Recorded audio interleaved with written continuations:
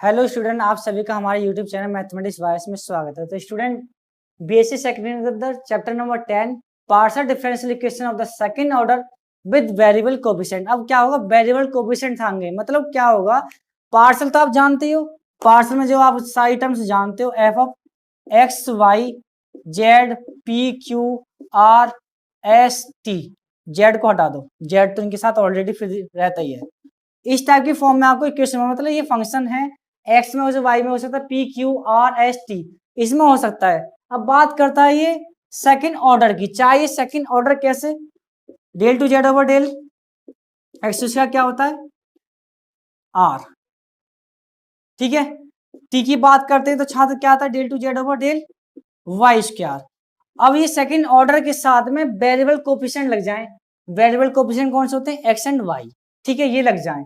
अब मेरी बात को समझना, मैं आपको पूरी तरीके से रिलेट करके बताऊंगा, इनको नोट करते हुए चलना ताकि आपको पूरी पूरी बातें जानकारी अच्छे से हो पाए।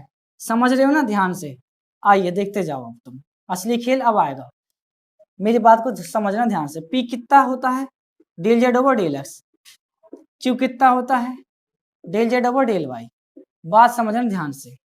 आर कितना होता है, del two Z over del x square, और टी कितना होता है, del two Z over del Y square, and S क्या होता है, del two Z over del x और डेल वाई। और मैंने आपको बताया सिमेट्रिक्स होता है, तो सिमेट्रिक्स होने के साथ साथ ये भी हो सकता है। अब मेरी बात को समझें, क्योंकि ये सारी टर्म्स आपको अप्लाई करनी पड़ेंगी क्वेश्चंस के अकॉर्डिंग। आ जाओ मेरी बात को समझो ध्यान से। आर बराबर क्या है, del Z over del x square. यदि मैं इसको छात्र ऐसे लिख दूं, कोई समस्या आएगी? नहीं आएगी ना। अब आप ये सभी जानते हो ये क्या है, पी, तो ये del P over del X बन गया। बात समझ में आया? ठीक है, अब बात करते हैं टी की, del two Z over del Y square की। तो समझो, del del upon del y कितना, del z upon del Y, और del z upon del y कितना है, क्यू है, तो छात्र ये बन गया del q over del Y. बात समझ में आई? बात यहां तक क्लियरली आ गया समझ में? अब बात करते हैं एस की, del two Z over del x del Y, ठीक है। और भी कुछ रिलेट हो सकता है? और नहीं हो सकता है ना। डेल ओवर डेल एक्स और del Z over del y. अब आप जानते हो del Z over del y कितना होता है, क्यू होता है, तो del q over del x आ गया। जब भी कभी इस्तेमाल करेंगे हम, यूज करेंगे, देखना एस की वैल्यू ये भी आ सकती है। मैंने सिमेट्रिक्स बताया आपको टर्म्स, तो अब आ जाओ इधर की साइड में, del over del Y del over del X Z, ये कितना होता है, del Z over del X P होता है। तो छात्र यहां से क्या निकल के आया, del P over del Y. मेरी बात समझ में आई आपको, क्लियरली समझ में आया? बोलिए। इतनी नोट आपको पूरी पूरी बातें आपको पहले करनी पड़ेंगी, ठीक है। अब मैं चलूंगा क्वेश्चन की तरफ, अब आपको कराऊंगा क्वेश्चनों के दर्शन, ठीक है, अच्छी तरीके से कराएंगे, कोई दिक्कत नहीं है। ये नोट होना जरूरी है, ये रिजल्ट आपको याद रहने चाहिए हमेशा के लिए। क्वेश्चन जब करोगे तो दिमाग जब भी वर्क करेगा जब आपको पूरी तरीके से सारी बातें जानकारी होगी। चलते हैं फिर क्वेश्चन की तरफ, नोट हो भी गया होगा, ठीक है, चलिए आइए।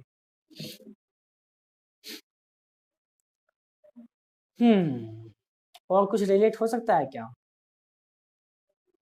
नहीं, और नहीं होगा, ठीक है, और ये कोई रिलेशन नहीं है, जितने भी रिलेशन है ये मैंने आपको पहले ही बता चुका हूँ, ठीक है। आ जाओ,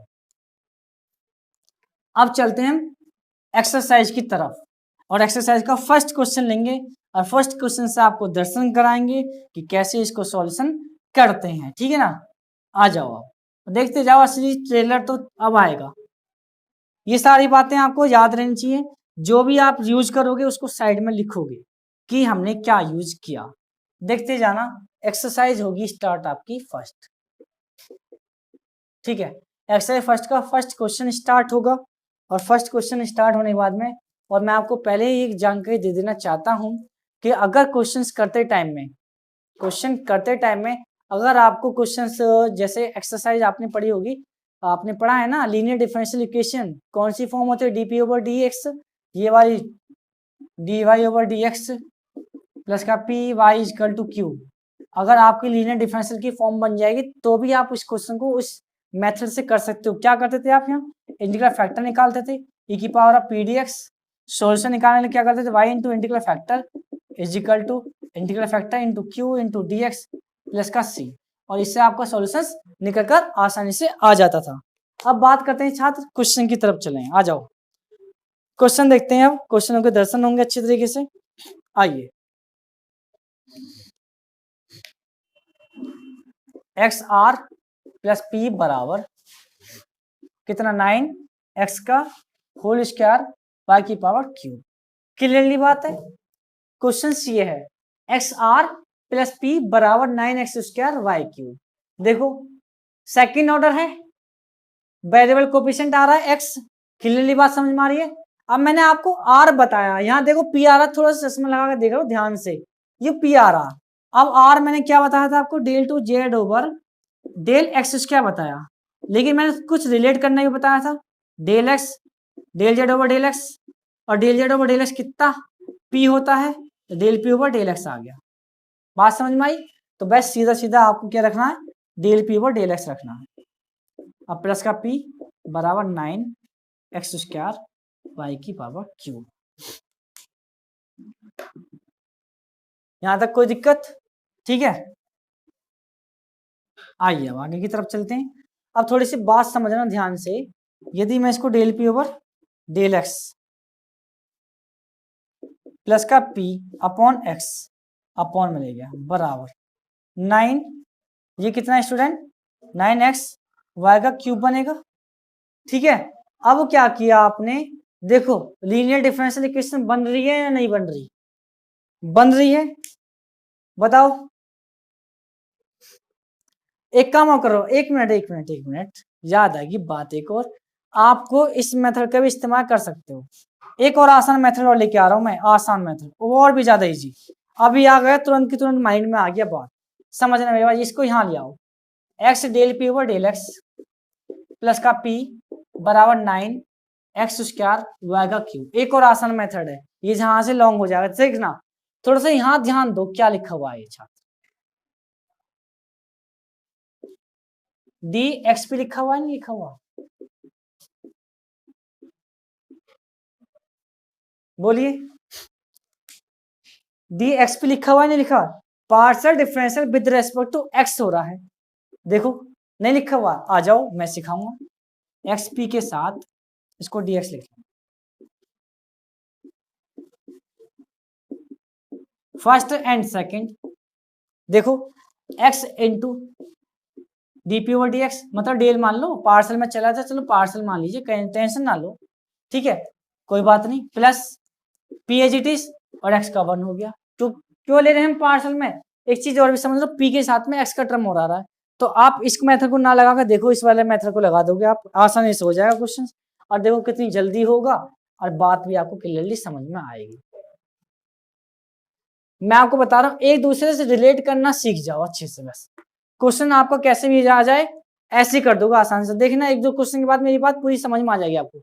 जैसे आपने इंटीग्रल किया था छात्र, ये मिला एक्स पी बराबर, पार्सल कर रहे हो, ठीक है, इंटीग्रल कर रहे हो विद रेस्पेक्ट टू एक्स के, तो कितना आएगा 9x की cube upon 3 into Y cube, 3 तिया 9, तो कितना मिला 3x की क्यूब y की क्यूब। क्लियरली बात समझ में आई।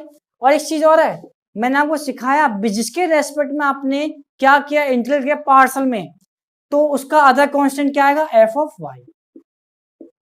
बात क्लियरली समझ में आया, टेंशन फ्री। अब समझो x को उड़ाना है छात्र, ये x को उड़ाना है, तो x का डिवाइड दिया आपने जैसी, तो ये मिला 3x स्क्वायर y का cube plus f of y upon x।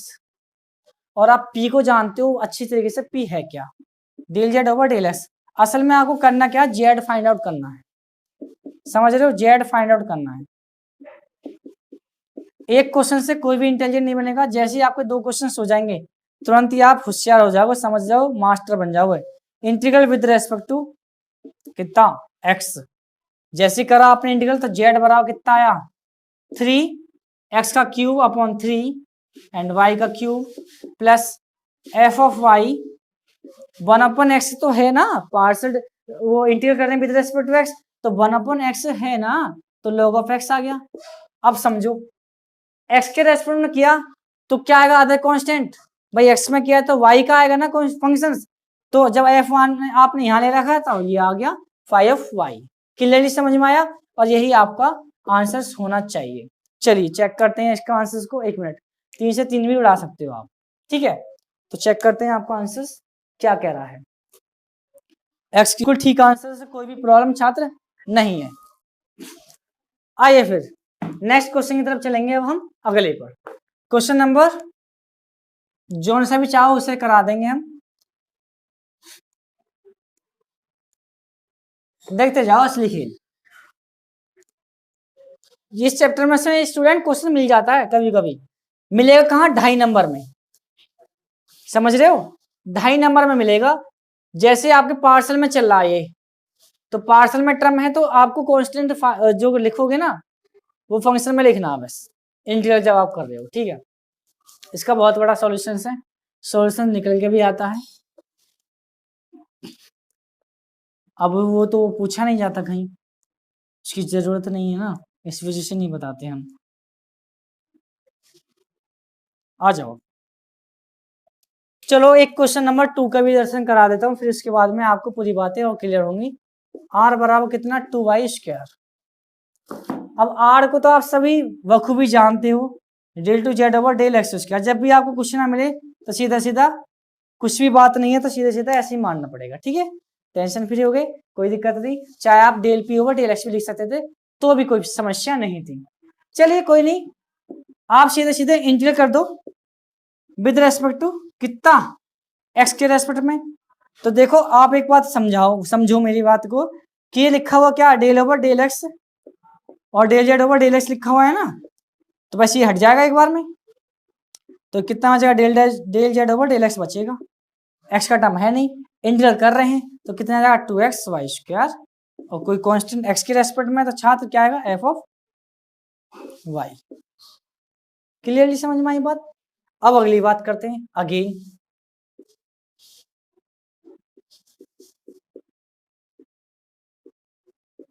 With respect to x.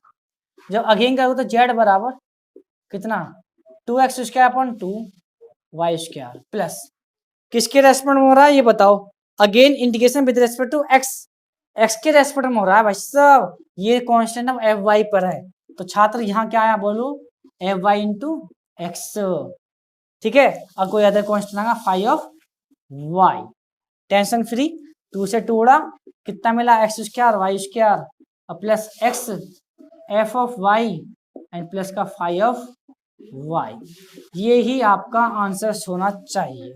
चलिए मैं आंसर को चेकआउट करता हूँ कि आंसर सही है या गलत है। कतई बिल्कुल सही आंसर्स है, ठीक है। अब मैंने आपको एक क्वेश्चन बताया था, क्वेश्चन था 3rd, क्वेश्चन नंबर 3rd मैंने आपको चैप्टर नंबर 9 के अंदर भी बताया था कि कैसे इसको सॉल्व करना है, ठीक है ना। अब देखना इसका बिल्कुल सेम आंसर वहां जो दिया हुआ है ना, आंसर्स आपको जो दिया यहां से रिलेट करके लिख दिया गया था, जो मैंने आपको बताया था, ठीक है। आ जाओ, इसको जरूर कराऊंगा मैं, तभी आपको पूरी बातें क्लियरली आएंगी। आ जाओ, क्वेश्चन नंबर 3rd कितना था, log of s x plus का y, I think log x ही है ना क्या, 1 मिनट रुक जाओ छात्र, या तो एस बराबर कितना आ जाएगा, e⁻ एक्स प्लस का वाई। अब एस जानते हो आप क्या होता है, del Z over del x और डेल वाई होता है, ठीक है। अब आपने क्या किया, समझो मेरी बात, del over del x del Z over del Y, e⁻ कितना एक्स प्लस वाई, क्या करा आपने, इंटीग्रल कर दिया विद रेस्पेक्ट टू कितना एक्स, तो छात्र क्या मिला, del Z over del Y बराबर e⁻, इस पे तो कोई फर्क नहीं पड़ने वाला, e⁻ एक्स प्लस वाई पे e⁻ एक्स आ जाएगा एंड इंटू 1 आ जाएगा। क्लियरली समझ में आया, किसके रेस्पेक्ट हो रहा था, एक्स के रेस्पेक्ट, तो कोई फंक्शन क्या आएगा, एफ ऑफ वाई। बात समझ में आई मेरी। अब अगेन इंटीग्रल करना है आपको, चलो अगेन कर दो, किसके रेस्पेक्ट करोगे आप, वाई के रेस्पेक्ट करोगे।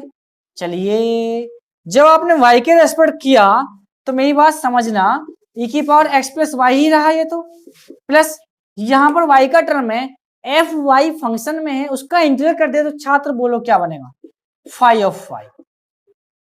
फंक्शन का इंटीग्रेशन चेंज हो जाएगा, दूसरे फंक्शन में चेंज होगा, phi of Y and plus कोई अदर कांस्टेंट आएगा y के रेस्पेक्ट में, फाई आपने पहले से ऑलरेडी ले लिया, चलो अब जो आ जाएगा साई आ जाएगा, साई ऑफ एक्स। तो छात्र आपका यही आंसर्स होना चाहिए और मैं आशा करता हूं कि आई थिंक यही आंसर्स हो। ठीक है, कहां गया क्वेश्चंस?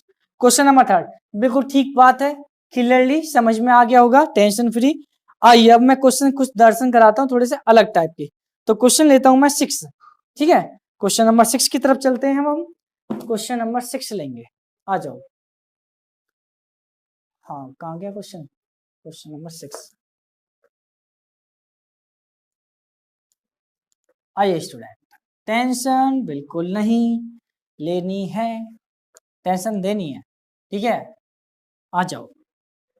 बस ये क्वेश्चन मैं कराता हूँ, लास्ट करता हूँ, ठीक है, बाकी क्या आप कर लोगे, क्वेश्चन नंबर 11 तक आप आराम से कर दो, टेंशन नहीं है, ठीक है ना। क्वेश्चन नंबर आपको कौन सा आ गया भाई? 6 आ गया। एक्स आर प्लस का 2p बराबर कितना? 0। एक्स आर प्लस 2p बराबर 0, ठीक है, एक्स आर प्लस 2p बराबर 0।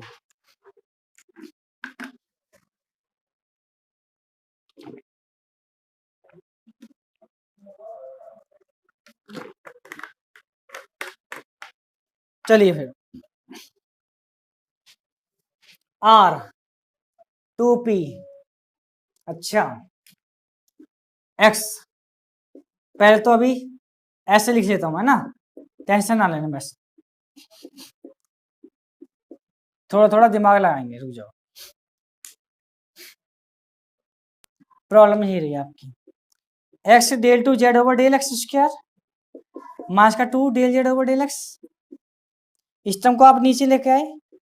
मैं आपको अभी पूरा रियलाइज करा दूंगा कि सर जो बात कर रहे हैं सही बातें बताई या गलत बातें बताई, अभी आपको खुद ही समझ में आएगा। माइनस का 2x, ठीक है, आपने क्या किया, इंटीग्रेट कर दिया विद रेस्पेक्ट टू कितना, x के रेस्पेक्ट में। जैसे इसका डिफरेंशियल देखो, समझा, del Z over del X है, इसका डिफरेंशियल ऊपर मौजूद है ना, तो मौजूद है तो ठीक है, तो इंटीग्रल जैसे आपका होगा log of del Z over del X बराबर अपॉन एक्स, तो माइनस के 2 log ऑफ एक्स। जब लॉग में टर्म चले तो छात्र एक काम करो, लॉग में ही आपको फंक्शन लेना पड़ेगा, एक्स के रेस्पेक्ट में क्या है तो एफ ऑफ वाई आ जाएगा, क्लियरली आए समझ में। अब क्या किया, log of del Z over del X is equal to log of F of Y upon कितना, एक्स स्क्वायर। एंटी लॉग लेने के बाद में आपकी टर्म्स कैंसिल आउट हुई, हटा लॉग, तो F of Y upon X square. Again आपने क्या करा, इंटीग्रल, जैसे ही अगर इंटीग्रल तो जेड बड़ा कितना आया, माइनस का F of Y upon X plus कोई अदर कांस्टेंट एफ आपने पहले ले लिया, फाई ऑफ एक्स के रेस्पेक्ट कर रहे हैं ना वाई, और यही आपका आंसर होना चाहिए, आई थिंक यही आंसर होगा, ठीक है ना। अब बात करते हैं क्वेश्चंस की, कि जो क्वेश्चन सर आप ये कह रहे हो, आपने कहा कि सर आप एक काम करो, ऐसे ना करके ऐसे करके देख लो, देखो कैसे, ये 100% ठीक हो गया, मैं आपको बताऊंगा कैसे गलत होगा।